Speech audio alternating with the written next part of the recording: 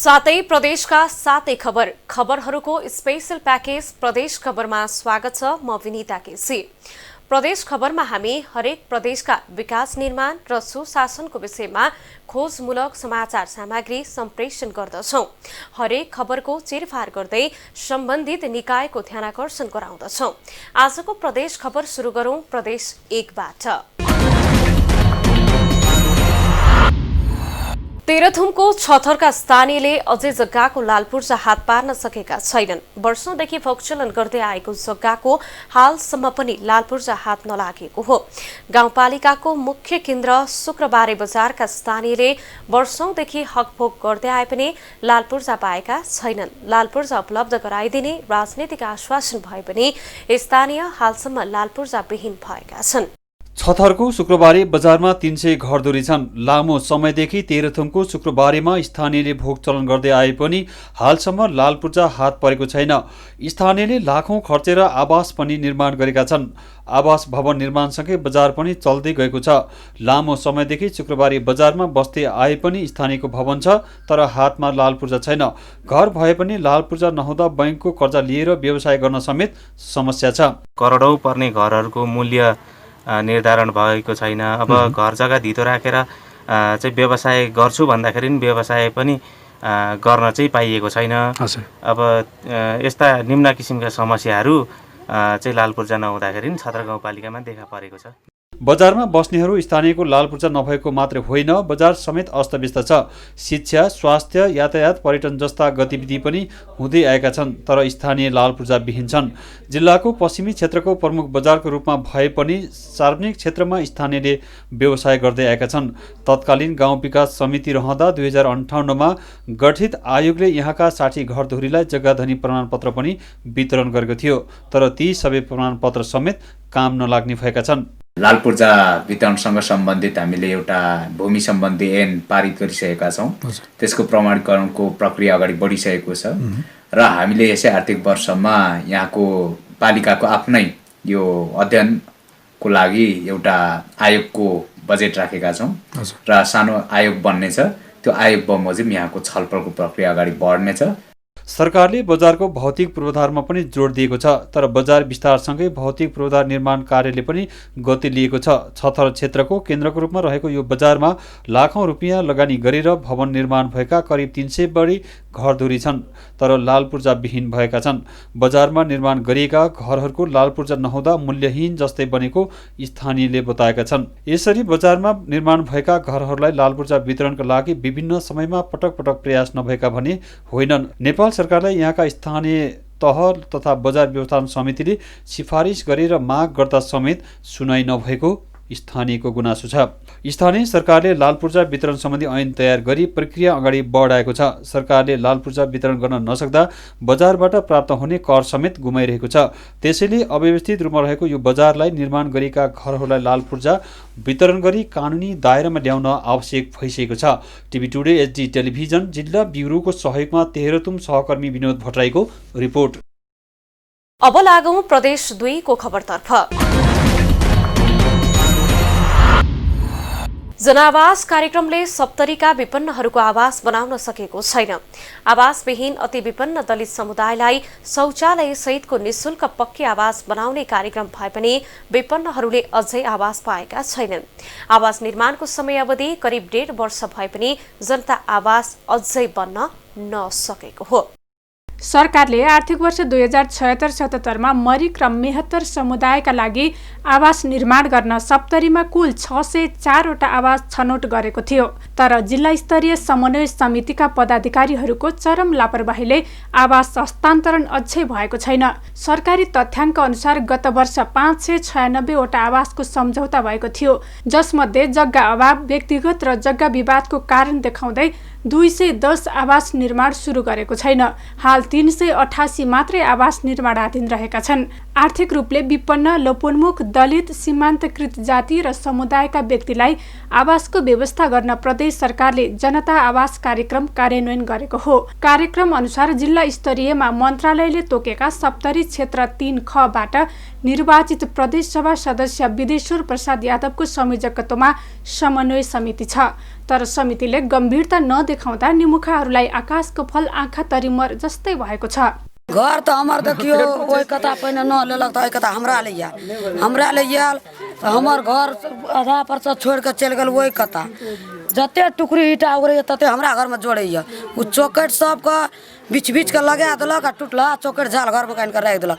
बजे छी तो सकैन दे कह बनबेन करते घर घरे उठवा कल सुखेड़ के ले आज आबते में सकबा।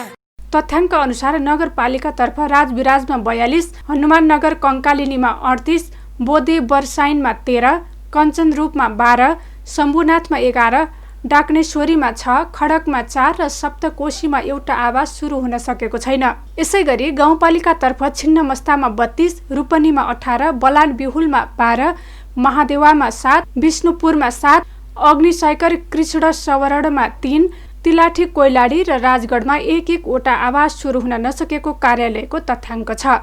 हामी त अब सुरुदेखि नै प्रयास गरिरहेको छ हैन। अब काम त भइ नै रहेको छ। हामीले त हैन जति हुन्छ त्यति प्रयास गरेकै छ। काम त उनीहरूको निर्माण समिति मार्फत नै हुने हो हैन। उहाँहरूले नै हामी निर्माणको कामको जिम्मेवारी उहाँलाई नै दिएको छ हैन। तपाईहरु आफ्नो घर आफै बनाउनुस् हैन। उहाँहरूबाट नै अलि ढिला हुन्छ। सरकारी निकायको गैर जिम्मेवारीका कारण सयौं विपन्नहरूले अझै गतिलो ओत पाउन सकेका छैनन्। सरकारले विपन्नका लागि जनता आवास कार्यक्रम कार्यान्वयन गरे पनि कार्यान्वयन गर्ने निकायहरूको ढिलासुस्तीले विपन्नहरू खुला आकाशमै रात कटाउन बाध्य छन्। टिभी टुडे एचडी टेलिभिजन जिल्ला ब्युरोको सहयोगमा सप्तरी सहकर्मी सौरभ यादवको रिपोर्ट। अब लागौं बागमती प्रदेशको खबरतर्फ। महामारीको कारण चितवनको तरकारी खेती लामो समयदेखि प्रभावित हुँदै आएको छ। बजारको सुनिश्चितता नहुँदा कृषकहरूले मर्का खेप्न परेको छ। उत्पादित तरकारीको बजार अभावमा बजारमै बारीमै तरकारी कुहिन थालेका छन्। सरकारले आयात प्रतिस्थापन गर्ने भन्दै आए पनि नेपाली किसानहरूले उचित मूल्य नपाउँदा लगानी डुब्दै गएको छ। उत्पादित तरकारीको उचित मूल्य नहुँदा चितवनका किसानहरूको बारीमा तरकारी कुहिन थालेको छ। सरकारले कृषिमा आत्मनिर्भर बन्ने नारा लगाए पनि वास्तविक किसानले उचित मूल्य नपाउँदा लगानी समेत जोखिममा परेको छ। स्वदेशी तरकारीले बजार नपाइरहेका बेला भारतबाट तरकारी आयात भइरहेको छ। चितवनको नारायणगढ बजारमा मात्रै एक महिनामा करिब 1800 टन भारतीय तरकारी आयात भएको छ। देशकै उत्पादनले माग धान्ने अवस्था हुँदा हुँदै पनि आयात भइरहँदा चितवनका किसानहरूले मार खानु परेको छ।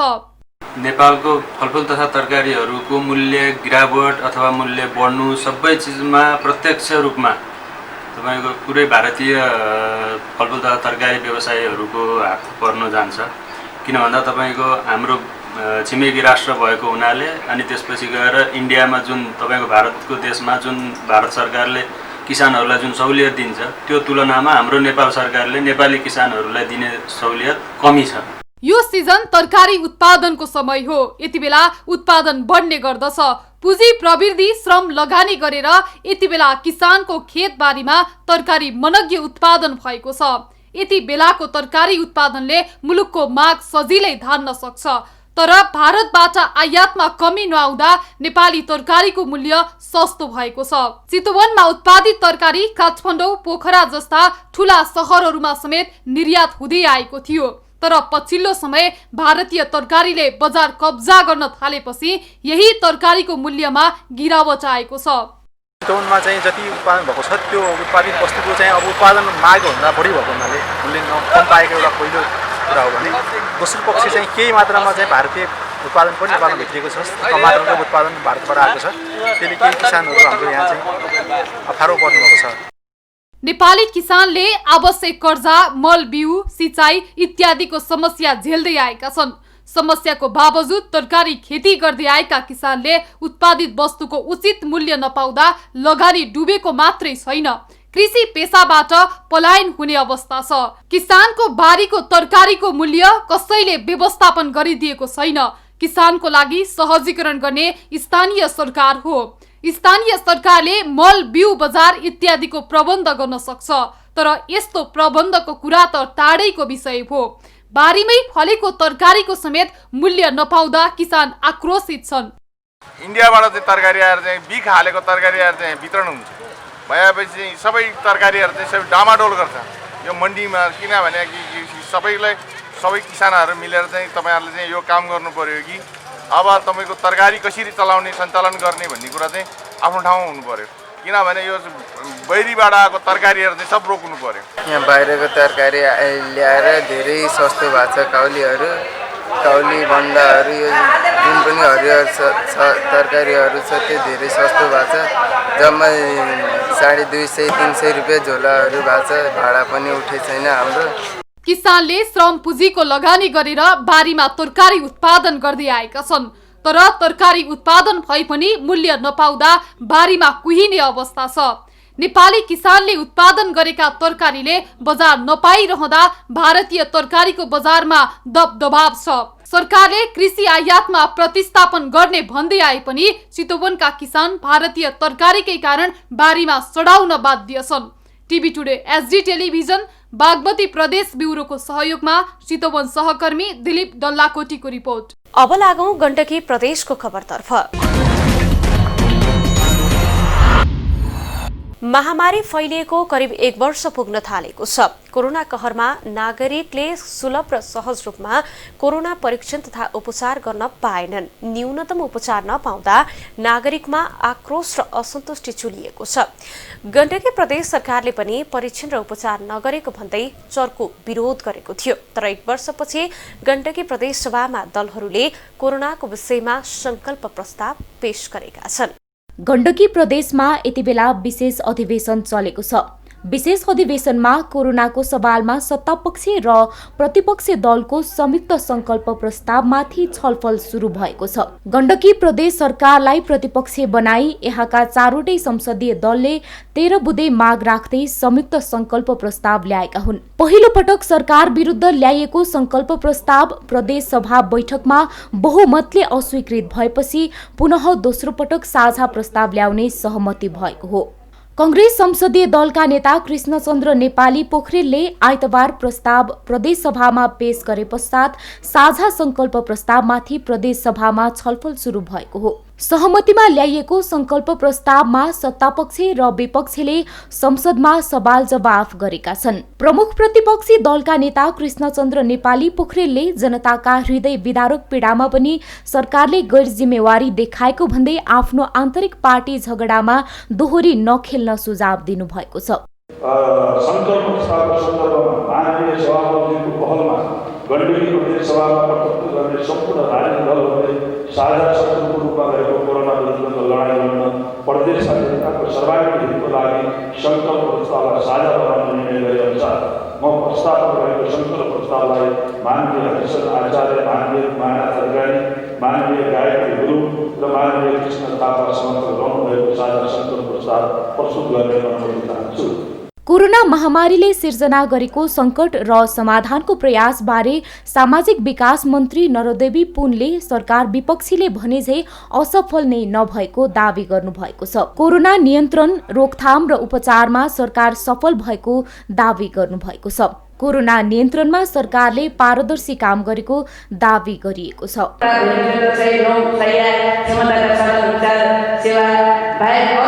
जिल्ला अस्पतालमा यो उपचार सुविधा नै थिएन।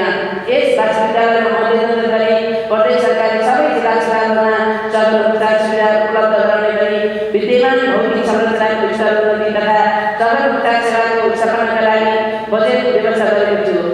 कोरोना संक्रमितलाई सरकारी अस्पतालमै निशुल्क उपचारको व्यवस्था मिलाउन प्रदेश मातहतका अस्पतालको क्षमता अभिवृद्धि गर्ने भएको छ। यसैगरी सरकारी अस्पतालबाट उपचार गर्न सम्भव नभएमा तथा सामुदायिक अस्पतालमा सिफारिस गरिएको कोरोना बिरामीको उपचार खर्च सरकारले बेहोर्ने भएको छ। कोरोना संक्रमण रोकथाम, नियन्त्रण, व्यवस्थापन र उपचार व्यवस्थाका साथै नागरिकको स्वास्थ्य सम्बन्धी मौलिक हक कार्यान्वयन गर्ने भनिएको छ। मौलिक हक कार्यान्वयनको अवस्था अनुगमन, निरीक्षण एवं सहजीकरण गर्ने संयुक्त संसदीय अनुगमन समिति गठन गर्ने लगायतका विषयमा छलफल चलेको छ। प्रदेश सरकार आएको 3 वर्षपछि दलहरू महामारीले सिर्जना गरेको समस्यामा एकता भएका छन्। लामो समय विवादित दलहरूको गण्डकी प्रदेशमा समस्या हल गर्न सामूहिक प्रयास सकारात्मक छ। सामूहिक प्रयासबाट महामारीले आक्रान्त नागरिकको दैनिकीमा मलम लगाउन सकेमा त्यो सार्थक हुनेछ। TV today SD television Gandaki प्रदेश ब्युरोको सहयोगमा कास्की सहकर्मी अनिता घिमिरेको रिपोर्ट। अब लागौं लुम्बिनी प्रदेशतर्फ। कपिलवस्तु जिल्लामा रहेको जगदीशपुर ताल विश्व सिमसार सूचीमा सूचीकृत छ। विश्व सिमसार सूचीमा सूचीकृत भए पनि पछिल्लो समय क्रमशः अतिक्रमण हुन थालेपछि ताल जोखिममा पर्दै गएको हो। जगदीशपुर ताल विश्व सम्पदा सूचीमा सूचीकृत भएको छ। पर्यटनको प्रवर्धन गर्ने उद्देश्यले तालको संरक्षण गरिएको मात्रै होइन, विश्व सम्पदा सूचीमा समेत सूचीकृत हुनु गौरवको विषय हो। तर पछिल्लो समय तालमाथि व्यावसायीकरणको नाउँमा अतिक्रमण हुन थालेपछि तालमा वासस्थान बनाउने पन्छी लोप हुन थालेका छन्। यो पाहुना चराहरूलाई चाहिँ संरक्षण गर्ने, यहाँको घुसपैठहरूलाई चाहिँ रोक्ने र चारैतिरको यसको डिलहरूलाई चाहिँ संरक्षण गर्ने चाहिँ अनि यो चोरी निकासी गौचरणहरूलाई चाहिँ रोक्ने हामीले त यो एउटा के हो भने यो कार्ययोजना र हाम्रो चाहिँ यो उद्देश्य पनि भएको हुनाले यो सिमसारलाई कसरी बचाउने र सिमसारलाई बढी संरक्षण कसरी गर्ने र पर्यटक या आन्तरिक बाह्य पर्यटकलाई चाहिँ कसरी आकर्षण गर्ने भन्ने कुरामा चाहिँ हामीले जिल्ला डिभिजन वन कार्यालयसँग चाहिँ एउटा सहकार्यमा पञ्चवर्षीय कार्ययोजना बनाएको छौँ। जगदीशपुर ताल रैथाने चराको वासस्थान मात्रै होइन, साइबेरियन चरा समेत जाडो छल्न आउँछन्। जगदीशपुर तालमा जाडोको 4-5 महिना चरा चुरुङ्गी आई बच्चा हुर्काई फर्कने गर्दछन्। तालमा आजभोलि पेकिङ डग, कुर्मा, नीलटाउके, माल्टाज, फिस्टा, खटखटे, भुडीफोर र सुनजुरे लगायतका चरा चुरुङ्गी प्रशस्त देखिन्छन्। साइबेरिया, चीन, रुस र भारत लगायतबाट जाडो छल्न प्रशस्त चरा चुरुङ्गीहरू आउने गर्दछन्।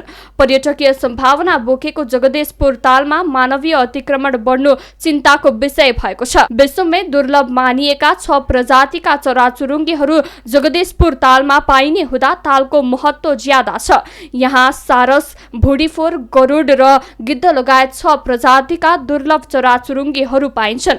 तालमा 150 बढी चराचुरुङ्गीको वासस्थल, 38 प्रजातिका सरीसृप र 8 प्रजातिका उभयचर पाइने नेपाल पंक्षी संरक्षण संघ बीसीएन को अध्ययनले बताएको छ।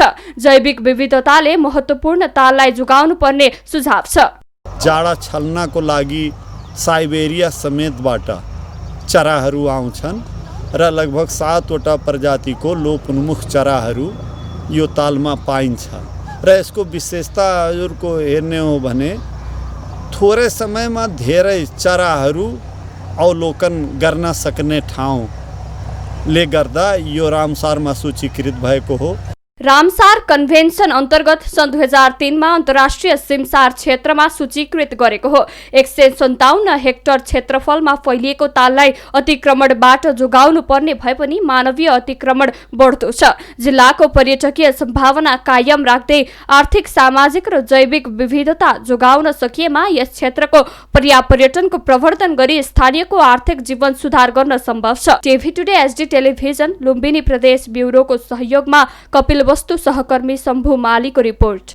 अब लागौं कर्णाली प्रदेशको खबरतर्फ। दैलेखको पश्चिममा पर्ने 8 नगरपालिका विकटता आफैमा छँदैछ, त्यसमा पनि विकासका भौतिक संरचनाले पनि गति लिन सकेका छैनन्।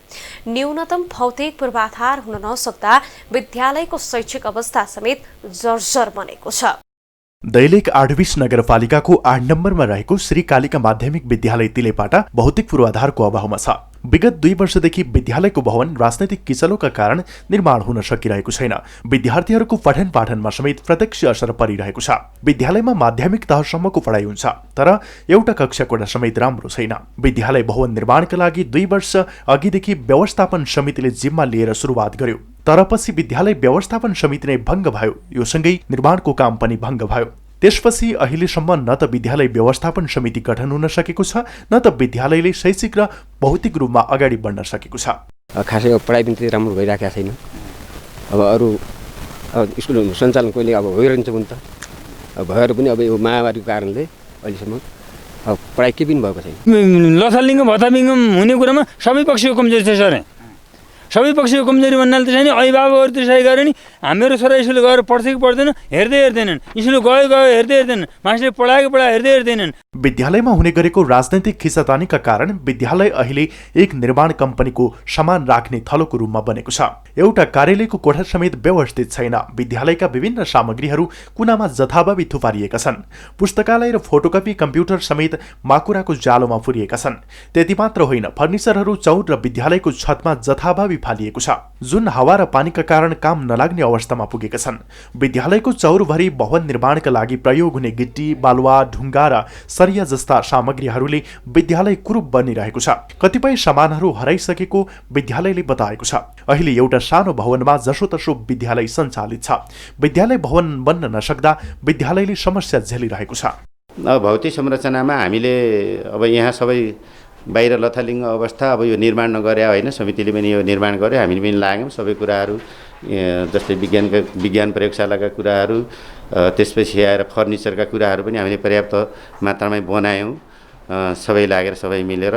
तर अहिले भवनहरू नभएका हुनाले कुनै यी भौतिक संरचनाहरू जो बाहिर देखिरहेका छताछुल्लो अवस्था छन्। यता 28 नगरपालिका वार्ड नम्बर 8ले पनि पछिल्लो समयमा लामो समयसम्म व्यवस्थापन समिति गठन हुन नसकिरहेको र जसका कारण विद्यालयको यो अवस्था भएको स्वीकार गरेको छ। वडाध्यक्ष मुक्ति उपाध्यायले बेला बेलामा हुने राजनीतिक स्वार्थ र किचलोका कारण समिति गठन हुन नसकेपछि स्थानीय सरकारले कारबाही गर्ने बताएको छ। र हामीले निर्देशन दिएका छौँ र त्यो कार्यान्वयन पक्षमा जो जिम्मेवार हुनुपर्थ्यो त्यो निकाय चाहिँ नभएका कारण त्यहाँको त्यो भवन चाहिँ ढिलाइ हुन गएको। किनभने जसले हिजो जो व्यक्तिले राम्रोसँग काम गर्छु भन्ने दायित्व लिएको थियो उसलाई काम गराउन सक्नुपर्छ। विद्यालय जस्तो पवित्र संस्थामा राजनैतिक स्वार्थका कारण धेरै बालबालिकाको भविष्य अन्धकार बनाउन खोजिएको छ। अर्कोतर्फ राज्यको लगानी पनि खेर गइरहेकोले अविलम्ब विद्यालय भवन बनाउन सबैको ध्यान जान जरुरी छ। TV today HD television Karnali प्रदेश ब्युरोको सहयोगमा दैनिक सहकर्मी दिपेन्द्र कार्की बास्ताकोटीको रिपोर्ट। र अब खबरको अन्तमा लागौं सुदूरपश्चिम प्रदेशतर्फ। बाजुराको कालजाग्रा मन्दिर र गुफाताल पर्यटकीय गन्तव्य हुन्। धार्मिक तथा पर्यटकीय पर्यटनको गन्तव्य भए पनि आवश्यक पूर्वाधार र प्रबन्धनको अभाव रहेको छ। आन्तरिक पर्यटकका लागि अव्वल गन्तव्य बन्न सक्ने प्रबल सम्भावना हुँदाहुँदै न्यूनतम पूर्वाधार तथा प्रबन्धनको काममा राज्यको अझै पनि ध्यान नपुग्दा यो क्षेत्र ओझेलमा परेको छ। बाजुराको कालाजोग्रा मन्दिर तथा गुफाताल जिल्लाकै अब्बल पर्यटकीय गन्तव्य हुन्। धार्मिक तथा पर्यटकीय गन्तव्य भए पनि न्यूनतम पूर्वाधार र प्रवर्धनात्मक काम अझै हुन सकेका छैनन्। आन्तरिक पर्यटकको रोजाइमा पर्ने भए पनि पूर्वाधार अधुरै छ। यद्यपि कालाजोग्रा मन्दिर र गुफातालको अवलोकन भ्रमण गर्ने आन्तरिक पर्यटक बढ्न थालेका छन्। जिल्लाको सदरमुकाम मार्तडीबाट झण्डै 6 घण्टाको पैदल यात्रापछि पुगिने कालाजोग्रा मन्दिर अवलोकनका लागि जिल्ला भित्रबाट मात्र नभई जिल्ला बाहिरबाट पनि कालाजोग्रा घुम्न जानेको संख्या बढ्दै गएको हो। ढमकनीबाट करिब 2 किलोमिटर क्षेत्रमा पदमार्ग निर्माण भएपछि कालाजोग्रा मन्दिरसम्म पुग्न केही सहज भएको छ। यो संघीय सरकार, प्रदेश सरकार र नगरपालिकाले पनि हामी सहयोग गर्दै भने हामीले धेरै हड्नलाई धेरै अप्ठ्यारो भएको अवस्था थियो र हड्नलाई अझ पनि यहाँ भ्युटाका कुराहरू छन्, अनि यहाँ पर्यटक स्थलका कुराहरू छन् र यहाँको बाटाको स्थिति कुराहरू छन्। यहाँ संघीय सरकारदेखि सबै सरकारहरूले चाहिँ यो बाटोको व्यवस्था गरिदियो भने अझै यहाँका पर्यटकहरूले अझै आकर्षण हुने र हाम्रो यो नगरपालिकाको कालाजोग्रा मन्दिर समुद्री सतहबाट झण्डै 3700 मिटरको उचाइमा अवस्थित रहेको छ। कालाजोग्रा दुईवटा हिमालको बीच भागमा सिंहको आकृतिमा देखिन्छ। मनमोहक आकृति बोकेको कालाजोग्रा हिमालको टुप्पो कालाजोग्रा देवीको उत्पत्ति स्थल रहेको विश्वास गरिन्छ। चट्टान भित्रको गुफाताल र हिमालको सिरानीमा रहेको कालाजोग्रा मन्दिरको आकर्षणले पर्यटकलाई पर्यटकलाई लोभ्याउँछ। ढम्कने गाउँदेखि करिब 1.5 घण्टाको उकालो चोड्दै गएपछि सुरुमा चट्टान भित्रको कालाजुग्रा गुफाताल भेटिन्छ। गुफाताललाई निहाल्न आन्तरिक पर्यटकहरू तालभित्रै जाने गरेका छन्। हिमालको आकर्षणसँगै प्रकृतिको दुर्लभ उपहार चाहिँ लाग्ने चट्टान भित्रको गुफाताल र मन्दिर क्षेत्र प्रमुख आकर्षणका गन्तव्य हुन्। धार्मिक स्थल पर्यटकीय क्षेत्र भइरहेको र दैनिक रूपमा आन्तरिक पर्यटकको आगमन भइरहेको र यो समुद्री सतहबाट 3700 मिटरको उचाइमा रहेको यो कालाजुग्रा क्षेत्रको विकास र प्रवर्तनको लागि हामी अगाडि बढिरहेका छौँ। चट्टानी गुफाको छेवैसम्म घनघोर जंगल छ। जंगलमा सोल्लाका रुखहरूले बेग्लै अनुभूति गराउँछ। चट्टानभित्र गुफाताल देख्दा जो कसैलाई अचम्मित तुल्याउँछ। प्रकृतिको दुर्लभ उपहार जस्तै लाग्ने गरेको छ। गुफाभित्र रहेको तालको गहिराई, लम्बाइ लगायत क्षेत्रफलका बारेमा हालसम्म कुनै प्राविधिक अध्ययन हुन सकेको छैन। गुफातालदेखि थप ठाडो उकालो चढेपछि पुगिने कालाजुग्रा मन्दिर क्षेत्रको रमणीयता त झन् बेग्लै रहेको छ। मन्दिरमा पुगिसकेपछि त्यहाँबाट दृश्यावलोकन हुने बोडीमालिकाका फाँट, कर्णाली नदी दक्षिणमा बझाङ, अछाम, डोटीसम्मका दृश्यहरूले मन फुरुङ्ग पार्ने गरेको छ। र त्यसलाई प्रवर्धन गर्नका लागि हामी स्थानीय सरकारदेखि प्रदेश सरकार र सङ्घीय सरकारको पनि यसमा चाहिँ चासो र सहयोग भइरहेको छ।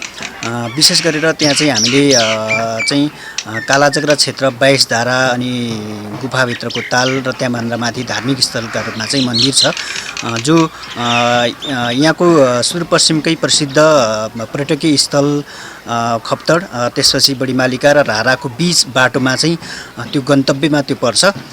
प्राकृतिक सौन्दर्यता, अलौकिक आकर्षण र धार्मिक आस्थाको केन्द्र कालाजुग्रा मन्दिर र गुफाताल सुदूरपश्चिम प्रदेशकै अब्बल गन्तव्य बन्न सक्छन्। तर न्यूनतम पूर्वाधार तथा प्रवर्धनमा राज्यको विशेष ध्यान जान जरुरी छ। TV today HD television Sudurpashchim प्रदेश ब्युरोको सहयोगमा बाजुरा सहकर्मी प्रमित विकको रिपोर्ट। साथै प्रदेशका सातै खबरको स्पेशल प्याकेज प्रदेश खबर आजलाई यति नै। प्रदेश खबरमा नयाँ खबरको सङ्गालो लिएर हामी पुनः उपस्थित हुने नै छौँ। हामीलाई TV today Nepal apps download गरी विश्वभर प्रत्यक्ष हेर्न सक्नुहुनेछ। साथै www.tvtoday.news.com मा गई हेर्न र पढ्न पनि सक्नुहुनेछ भने फेसबुक, युट्युब र ट्विटरमा समेत फलो गर्न सक्नुहुनेछ। विकास निर्माण र जनसरोकारको विषयमा हाम्रो आवाज निरन्तर जारी छ। आजको प्रदेश खबरमा म लगायत हाम्रो टिमलाई बिदा दिनुहोस्। टिभी टुडे एचडी टेलिभिजन हेर्दै गर्नुहोला। नमस्कार।